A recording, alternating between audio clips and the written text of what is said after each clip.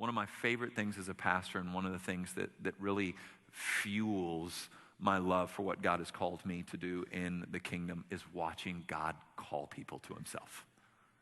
And here's why. Because he does it in so many different ways.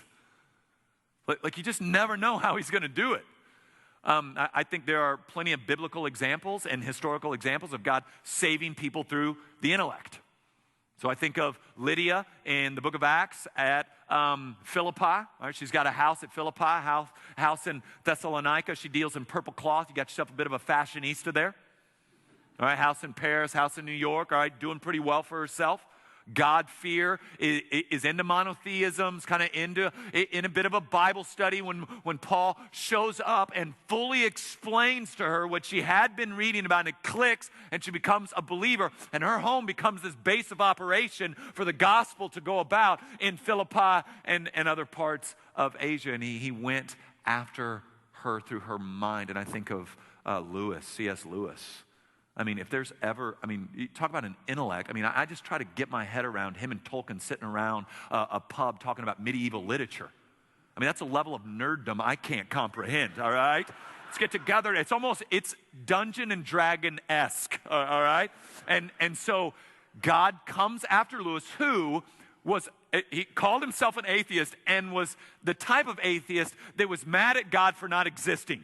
All right, if I'm quoting right, all right? Mad at God for not existing. And God comes at Lewis over a pretty drawn-out period of time. Like, I love all these little hints if you've read much of Lewis's history and how God rescued him and redeemed him, that, like, his favorite medieval authors were Christians. If you are angry at God for not existing, if you're an angry atheist, how frustrating would it be if all your favorite authors were Christians? You ever thought about that?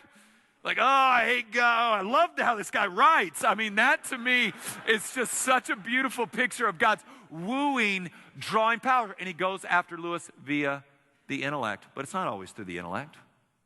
Sometimes it's just an act of power. Has there ever been a brother more interested in loving, honoring, and following Jesus Christ than Saul of Tarsus? And when Jesus showed up, he didn't go, hey, open up to Deuteronomy. Let me show you something. He didn't say Saul, through the intellect. He kicked that man off his horse. Didn't he? Just riding, about to imprison people, heading to Damascus, and Jesus like, kicks him off his horse. I don't know if it was literally a foot, all right? I'm reading into the text there, okay? Don't email me. And so what we know is that Paul, with a bright light, is knocked off his horse.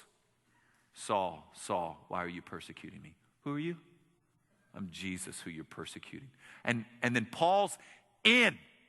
All right, now the intellect's engaged, and the intellect comes into being. But first, God rescues him despite his intellect. If there is an intellect more convinced of his rightness than Saul of Tarsus, you'll have to point him out to me. So I love this conversion, because this conversion, more than any other, God will grab what he wants. There anybody I know that's so hard that God can't just show up?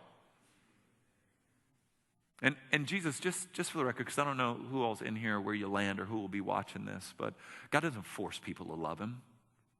He's not that weak. That's a weak man's play, to force someone to do something. He just has to show who he is. And so when God shows who he is, no man says no to that. Why would you? When your soul sees what it was created for, you don't go, no, thank you. No, I've got a new Xbox game. You don't do that, right? The soul, upon seeing what it was created for, will be in glad, joyful submission to salvation.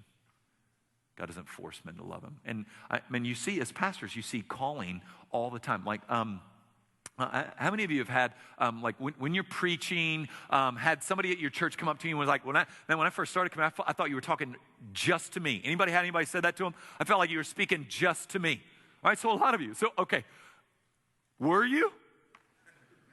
I mean, I've had people say that to me all the time. I'm like, no, I didn't know. It wasn't like guilt seat stuff from the revivals, all right, where, there was like a section up front that you would come and sit in, and your buddy emailed me, he'll be wearing a black shirt, and he's an adulterer.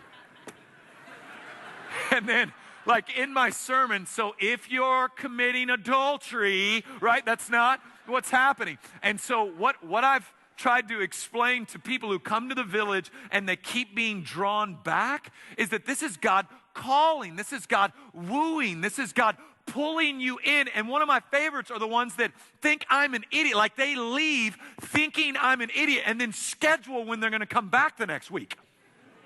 Right? That's God's calling. That's God calling. So he calls with power. He calls through the intellect, seeing people come to know Christ because they had a kid and wanted their kid to be good, so they started coming back to church. Seeing people called to a relationship with Jesus Christ through tragedy. I've seen them called through joy. I've seen them, I mean, we could just go on and on and on with the different places in which God calls us and how he calls us. It's why, listen to me, methodology will always be secondary to the gospel simply being proclaimed. Because it's the gospel that saves. It's not your method. Which is why I think you can go too far with method and get a bit silly with method. So we've got people who have come to know Christ at the village through a car wreck that killed parents. We're not starting that ministry. Right? That's not how this works. It's the power of the gospel that calls and saves.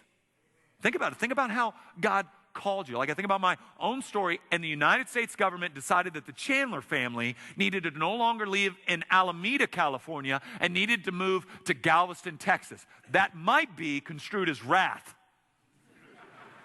But God moved our family from the Bay Area to Galveston and had me put in a locker next to a guy who loved him, and he began to share his faith with me boldly. So follow me. God used the United States government, some shifts in philosophy in how our government was going to run certain branches of their military to move our family to a specific place. And one of the brothers was talking about the details at which God operates in these things. And I don't think, let's make sure you're hearing me right. I don't think God's going, got to get Chandler to Texas. Got to get Chandler to Texas, right? I don't think that's what, I think there's a billion things that went on, but here's what my soul delights in. I was one of those. I was one of those billion things. And I sit next to a guy that shares the gospel with me, and then I begin to go to church with him and think it's goofy. I'm one of the guys that's like, God, this is lame. Will you pick me up next week before you come back? Right? I had no idea. No idea. In fact, one of the great ironies of my own conversion stories is that God answered none of my questions before he saved me. All right? Like I meet guys who are like, oh, it started to make sense. And then, God just saved me. And there's still some of those questions. He's like, don't worry about that. You love me and you follow me. We're going to get there. And so in the end, he calls through different ways and different means, and it's really a beautiful, beautiful thing.